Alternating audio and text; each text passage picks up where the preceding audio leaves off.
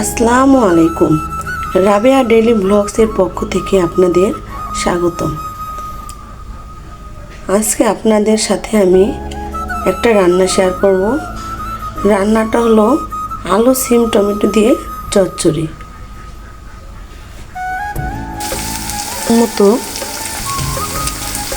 এখানে আমি পরিমাণ মতো তেল দিয়ে দিয়েছি। তেলটা দেওয়ার পরে পেঁয়াজ কুচি মরিচ কুচি দিয়ে ভালোভাবে নেড়ে নেব। এখানে আমার পেঁয়াজটা ভালো মতো ভেজে নিয়েছি। এখন আমি মশলাগুলো দিয়ে দিব। এখানে আমি মশলাগুলো দিয়ে দিয়েছি। এখানে পেঁয়াজ আদা রসুন হলুদের গুঁড়ো মরিচের গুঁড়ো জিরার গুঁড়ো দিয়ে একসাথে ভালোভাবে মিক্স করে নেব। এরপর কুটে রাখা সবজিগুলো আমি মশলার ভিতর দিয়ে ভালোভাবে কষিয়ে নিব। সবজিগুলো আমি দিয়ে দিয়েছি। এখন আমি এটাকে ভালোভাবে নেড়ে চেড়ে নেব।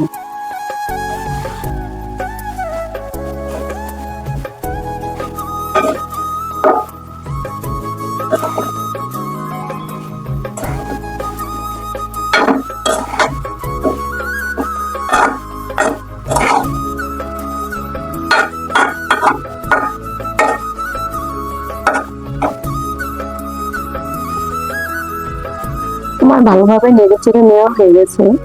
এরপর আমি ঢাকনা দিয়ে কিছুক্ষণ ঢেকে রাখবো।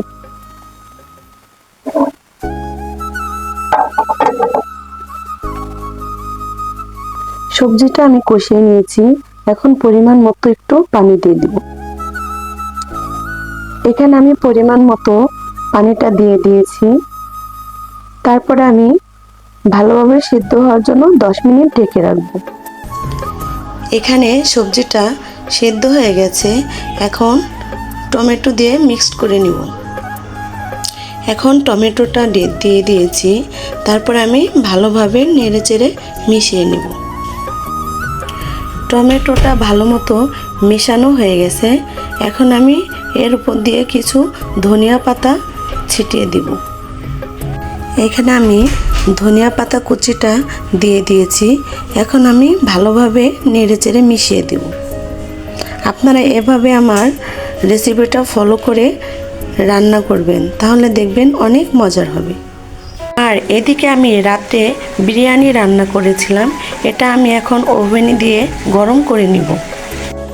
ওভেন গরম করে নিচ্ছি। আমার মেয়েটা এখন সকালের খাবার খাচ্ছে বিরিয়ানি, সাথে টমেটো সালাদ।